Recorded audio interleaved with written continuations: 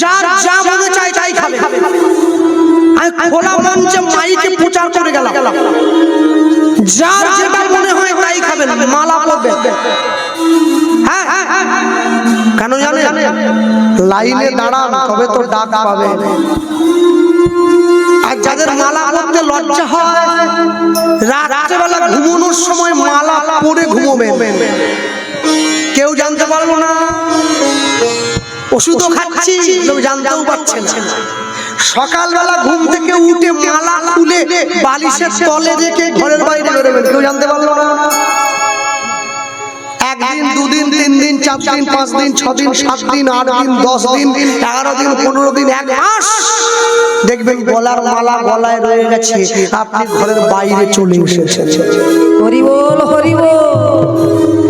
মানুষের সঙ্গে প্রেম করলে প্রেম কমে যায়, ভগবানের সঙ্গে প্রেম করলে প্রেম বেড়ে যায়। ভগবানকে ভালোবাসবেন, মানুষকে বাঁচতে আমি না বলিনি, বাসুন, তবে ভগবানকেও ভালোবাসুন। কদিন আগে নাকি শুনছিলাম প্রচার হচ্ছিল, যারা মূর্খ হয়, যারা পড়াশুনো করেনি, যারা স্কুলের দরজা দেখেনি, তারাই নাকি ধর্মের কথা বলে মানুষকে বোকা বানাবার চেষ্টা করে। তাহলে দিল্লির লালকেল্লার সামনে যে বিস্ফোরণটা ঘটানো হলো, কাশ্মীরের যে ডাক্তার বাবুর বাড়ি থেকে অস্ত্র পাওয়া গেল, সে তো MBBS পাস করে ডাক্তার হয়েছে, সে কি করে অস্ত্র রাখলো? মনে রাখবেন, ধর্ম মানুষকে বেপথে নিয়ে যায় না, সুপথে নিয়ে আসে। হ্যাঁ, ঔরঙ্গজেবের 4 ভাই, দারা, সুজা, মুরাদ, ঔরঙ্গজেব। ঔরঙ্গজেবের বাবাকে শাহজাহান, ঔরঙ্গজেব নিজে দিল্লির সিংহাসনে বসবে বলে 3 ভাইকে হত্যা করে, 3 ভাইয়ের রক্ত দিয়ে ভাত মেখে বুড়ো বাবা শাহজাহানের কাছে নিয়ে গিয়ে বলছে খাও। এটাও ধর্ম। সনাতন ধর্মেও তো 4 ভাই, রাম, লক্ষ্মণ, ভরত, শত্রুঘ্ন। বড় ভাই বনে যাচ্ছে, মেজ ভাই 14 বছর বড় ভাইয়ের চরণ পাদুকাটা মাথায় নিয়ে রাজ্য পরিচালনা করছে। এটাই সনাতন ধর্ম। হরি বল, হরি বল। যে ধর্ম মানুষকে বাঁচতে শেখায় নতুন করে, যে ধর্ম মানুষকে শেখায় বিপুলায় পৃথিবীর কতটুকু আমি জানি, দিকে দিকে কত নগর, কত না প্রান্তর, কত না মরুভূমি, দিবে আর নিবে, মেলাবে মিলিবে, যাবে না ফিরে এই ভারতের মহামানবের সাগর তীরে। হরি বল, হরি বল। পরিষ্কার মনে রাখুন, মানুষ জন্ম হয়েছে পৃথিবীতে, সনাতনী হয়েই তার জন্ম হয়েছে। এখানে আসার পরে হিন্দু, মুসলমান, খ্রিস্টান সব ভাগ হয়ে গেছে, জন্ম কিন্তু হিন্দু হয়েই হয়েছে সবার। আমরা প্রত্যেকে সনাতনী হয়েই জন্ম নিয়েছি, আমাদের আলাদা কোনো জাতি হয়ে জন্মাইনি। তাই এখনো বলছি, সব মুসলমান কোরআন পড়তে পারে না, কিন্তু কোন মুসলমান কোরআনের নিন্দা শোনে না। সব খ্রিস্টান বাইবেল পড়তে জানে না, কিন্তু কোন খ্রিস্টান বাইবেলের নিন্দা শোনে না। হিন্দু গীতা পড়তে জানে, গীতার নিন্দা শোনে। হরি বল, হরি বল। মরার পরে বুকের উপরে গীতা দিয়ে দিল, মরার পরে দিয়ে কি হবে? ও ঘাটের মোড়া তো মরেই গেছে, জীবনে বেঁচে থাকতে গীতা পড়লো নি, মরার পরে বুকে দিয়ে দিয়েছে। পাড়ার লোকে দৌড়ে এসছে, তোর বাবা তো খুব ভেটকি মাছ খেতে ভালোবাসতো, তোর বাবা তো মরে গেল, গোটা উস্তির লোককে ডেকে তুই ভেটকি খাওয়া। উস্তির লোক ভেটকি খেয়ে ভেটকায়ে পড়বে। বাপ যখন বেঁচে থাকে তখন বাপকে একটা ভেটকি মাছ খাওয়াতে হয়, বাপ মরে যাওয়ার পরে পাড়ার লোককে খাইয়ে কি হবে? বাবা তো পেল না। মা যখন বেঁচে থাকে তখন মায়ের গলায় একটা মালা দাও, মা মরে যাওয়ার পরে ছবিতে দিয়ে কি হবে? বলে আমার মা না গোলাপ ফুলের মালা বড় ভালোবাসতো। বিরাট মাতৃভক্ত হনুমান চলে এসেছে। মা যখন বেঁচে ছিল তখন ছিলে কথা। মনে রাখ, জগতে যা কিছু পেয়েছেন, যা কিছু পাবেন, নিজের ইচ্ছায় নয়, তিনি আমাদের পাওয়ার মতো ব্যবস্থা করে দিয়েছেন, তাই পেয়েছি। না যদি হতো না যদি চাইতেন আমরা পেতাম না। সব সময় পৃথিবীতে প্রত্যেকটি জীব নিজ নিজ কর্ম সম্পাদনের জন্য জন্মেছে। শিশুর দেখি যে লক্ষ্য মাতৃদুগ্ধ পানে, মাতৃদুগ্ধ পানে, ওই মাতালের লক্ষ্য দেখো মদের সন্ধানে, মদের সন্ধানে, বানরের লক্ষ্য দেখো ফলেরই বাগান, ওই শিশুরের লক্ষ্য দেখো ভাগাড়ের সন্ধান, শিয়ালের লক্ষ্য দেখো মড়াইয়ে টানাটানি, ওই নিন্দুকের লক্ষ্য সদাই পরর নিন্দা গ্লানি, সতী খুঁজে বুঝিবারে পতির চরণ, অসতীর লক্ষ্য হরে কিসে পরের মন, এই জগতে বারে বারে যেদিকে চাই পৃথক পৃথক লক্ষ্যের মানুষ আমি দেখি বারে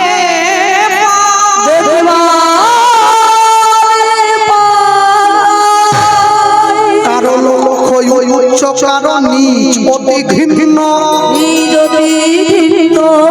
কেহ বিদ্রুপের পাত্র কেহ ধন্য ধন্য, সব লক্ষ্য মাঝে কার লক্ষ্য শ্রেষ্ঠ বলে মানি, যার লক্ষ্য আমার রাধা গোবিন্দে রাঙা চরণ দুখানি।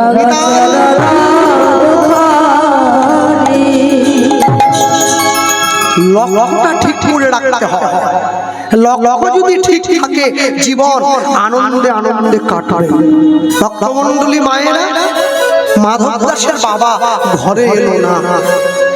রাত অন্ধকারে পাড়ার লোকেরা গিয়ে মাধব দাসের বাবার মৃতদেহটা ঘরের মধ্যে বয়ে এনেছে। যখনই ঘরের মধ্যে বয়ে এনেছে, মা গিয়ে ভগবানের চরণে ভগবানের চরণটা জড়িয়ে ধরল। প্রভু, আমি কোনোদিন তোমায় কষ্ট দেইনি, আমি কোনোদিন তোমায় দুঃখ দেইনি, আমি কোনোদিন তোমায় যন্ত্রণা দেইনি, তুমি কেন আমার একমাত্র অবলম্বন আমার কাছ থেকে কেড়ে নিলে? সিংহাসনে ভগবান দাঁড়িয়ে আছে, ভগবানের চরণ থেকে জল গড়িয়ে পড়ছে, ভগবানের চোখে জল। মা, তোমার থেকে যদি তোমার নিজের মানুষটাকে আলাদা করে না দেই, তোমাকে নিজের করে নেব কি করে? কষ্ট না করলে কি কৃষ্ণ পাওয়া যায়? পাওয়া যায় না। ছেলের মুখে দুমুঠো অন্ন তুলে দেবে বলে মা জমিদারের ঘরে কাজ নিয়েছে। সকাল থেকে সন্ধ্যে পর্যন্ত জমিদারের মন্দিরের কাজ করে দেয়। সন্ধ্যেবেলায় মন্দিরের বারান্দায় মা এসে দাঁড়ায়। জমিদার মায়ের আঁচলে দুটো আটার রুটি ছুঁড়ে দেয়। মা এসে একটা রুটি ছেলেকে দেয়, একটা নিজে খায়। ভগবানের সহ্য হয়নি। আজকে যখন মা আঁচলটা পেতে দাঁড়িয়েছে, জমিদার রুটিটা ছুঁড়ে দেওয়া মাত্র রুটিটা মায়ের আঁচলে না পড়ে রাস্তায় গিয়ে পড়ল। একটা কুকুর দাঁড়িয়েছিল, দুটো রুটি মুখে করে তুলে নিয়ে পালিয়ে গেল। শূন্য হাতে মা ঘরে ফিরে গেল। ছেলেটা ছুটে এসেছে, মা আমার খাওয়ার, মা দেখি এই তো আঁচলে বাঁধা। মাধু, আজকে খাওয়া পাইনি বাবা, কিন্তু মা আমার যে ভীষণ খিদে পেয়েছে। দেখি দেখি আঁচলটা খালি কেন? ও, আমি বুঝেছি, আজকে জমিদারের ঘরে তোমার অনেক খাটুনি হয়েছে। বলো, ঠিক আছে, ঠিক আছে, আজকের দিনটা আমি জল খেয়ে ঘুমিয়ে পড়ি, কালকে থেকে তুমি আমাকে খেতে দিও। মাধু, কুপুত্র যদি বা হয়, কুমাতা কখনো নয়। মা মনে মনে ভাবলো, আমার ছেলেটাকে আমি মা হয়ে দুমুঠো অন্ন তুলে দিতে পারলাম না, আমি এই জীবন আর রাখবো না।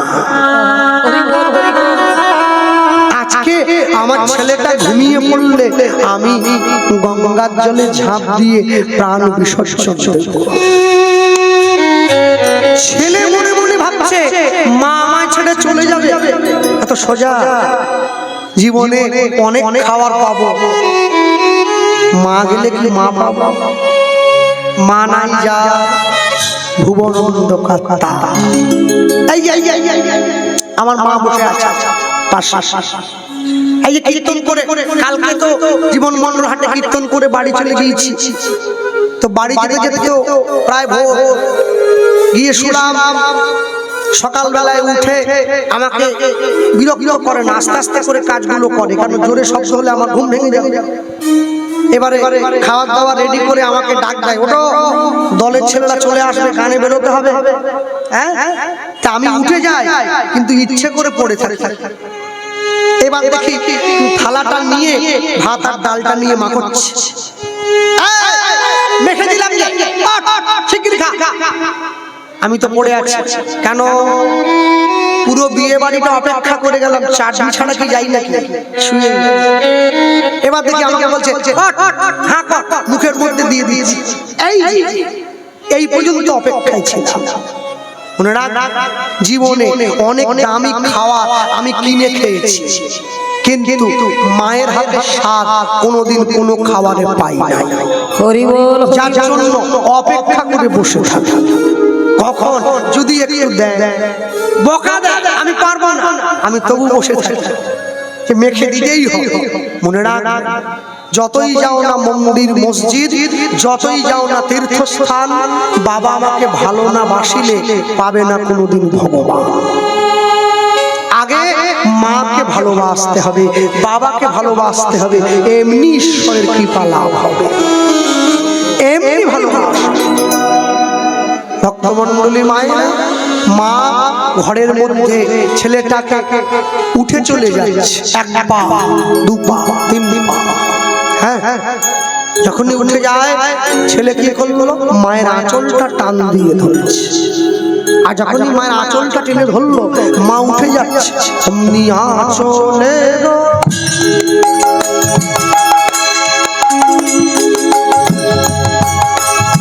টানে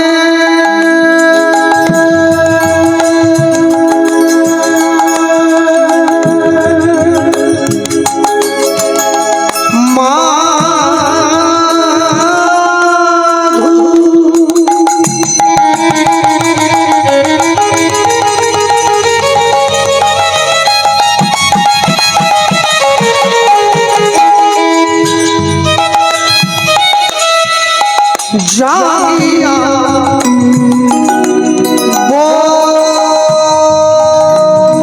বসিল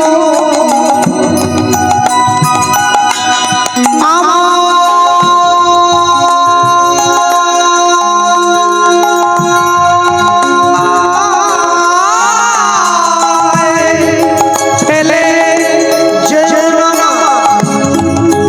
কাঁদিতে লাগি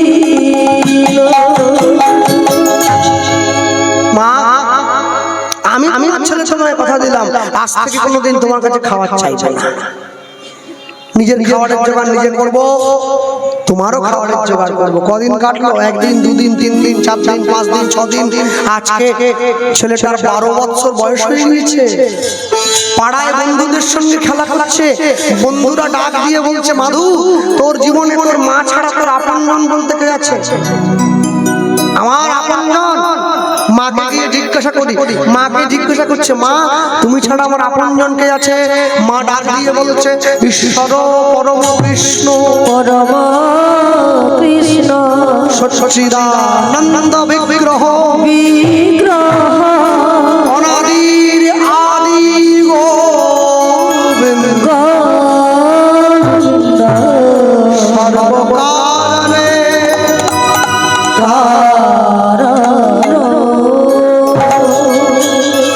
মায়ের চরণে প্রণাম জানিয়ে ছেলে চলে এসেছে ঈশ্বর ভজনের জন্য। কোথায়? নীলাচল গ্রামে।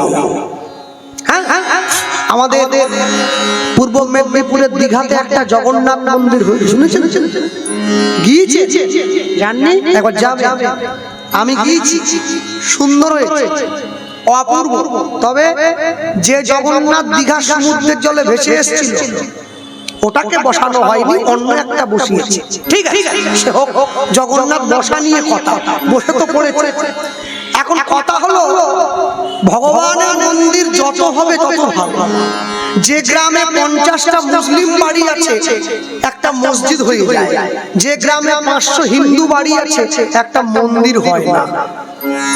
এটা আমাদের জন্য বড় দুর্ভাগ্যের। মন্দির হোক, কিন্তু যোগ করলাম কেন? মনে রাখবেন, দীঘার জগন্নাথ মন্দিরটাকে আবার জগন্নাথ ধাম বানিয়ে ফেলবেন না। ধাম হচ্ছে পুরী, দীঘার মন্দির মন্দির জগন্নাথ দর্শনের জন্য, ধাম নয়। রামেশ্বরম, বদ্রীনাথ, দ্বারকা আর পুরী, এই 4টি হচ্ছে ধাম। ভগবান রামেশ্বরমে স্নান করেন, দ্বারকায় বিশ্রাম করেন, পুরীতে সেবা করেন, বদ্রীনাথে লীলা করেন। এই 4টি জায়গা, এই 4টি হচ্ছে ধাম। আর ভক্তদের মুখে প্রচার হয়েছে 2টো ধাম, একটা বৃন্দাবন ধাম, তাও বৃন্দাবন ধাম বলে না, বলে শ্রীধাম বৃন্দাবন, আর একটা নবদ্বীপ ধাম। এটা ভক্তদের মুখে প্রচার। ধাম কিন্তু 4টা। কেন পুরীকে ধাম বললাম? মনে রাখবেন, পুরীতে জগন্নাথের যে মহাপ্রসাদ হয়, যারা পুরী গিয়েছেন সকলে জানেন, জগন্নাথের যে মহাপ্রসাদ পুরীতে আপনারা পাচ্ছেন, পুরীতে জগন্নাথের প্রসাদকেই একমাত্র মহাপ্রসাদ বলা হয়, আর কোনো জায়গার প্রসাদকে বলা হয় না।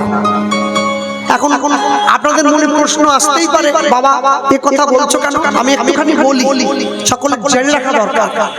জগন্নাথ দেবের জন্য যে ধানের চাষ হয়, মানে যে ধানের চাল থেকে জগন্নাথকে ভোগ রান্না করে দেয়া হয়, ওই চালটাকে উড়িষ্যার ভাষায় বলা হয় অহমানিয়া।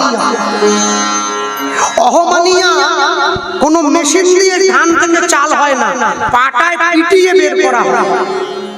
অহমানিয়া মন্দিরে আসে, ধান থেকে ঢেকিতে ছেটে চাল বের করা হয়।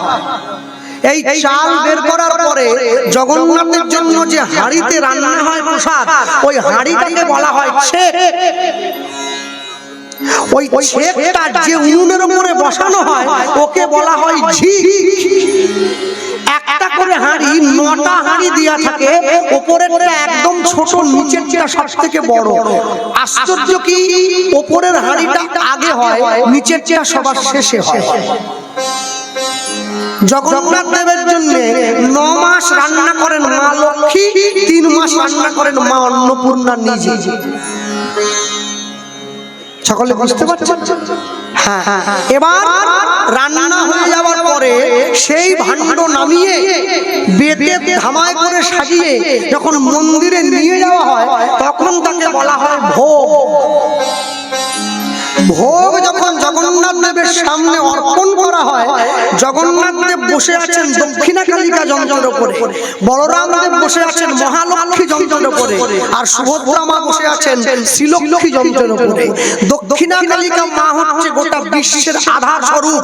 জগন্নাথ দেবের সেই ভোগ যখন দক্ষিণা কালিকা যন্ত্রের উপরে বসিয়ে গোটা বিশ্ব ব্রহ্মাণ্ডের 33 কোটি দেব দেবীকে আহ্বান জানানো হয়, তখন সেই ভোগকে বলা হয় প্রসাদ। এইবারে সেই প্রসাদ জগন্নাথের সেবা হয়ে গেলে 24 ভরি সোনার থালায় করে সাজিয়ে জগন্নাথ মন্দিরের পাশে বিমলা মায়ের মন্দিরে যখন মা বিমলাকে দেওয়া হয়, তখন তাকে বলা হয় মহাপ্রসাদ। মা বিমলা সেবা করার পরে সেই প্রসাদ নিয়ে গিয়ে যখন আনন্দবাজারে ব্রাহ্মণ ক্ষত্রিয় বৈশ্য শূদ্র একসঙ্গে কলা পাতা পেতে সেই প্রসাদ সেবা করে, তখন তাকে বলা হয় মহামহিম প্রসাদ। সকলের সেবা হয়ে যাওয়ার পরে এরকম করে চাকা চাকা করে প্রসাদ মাখিয়ে দলা পাকিয়ে সকলের হাতে হাতে দেয়া হয়, একে বলা হয় নির্মাল্য। নির্মাল্য সকলের হাতে দেওয়ার পরে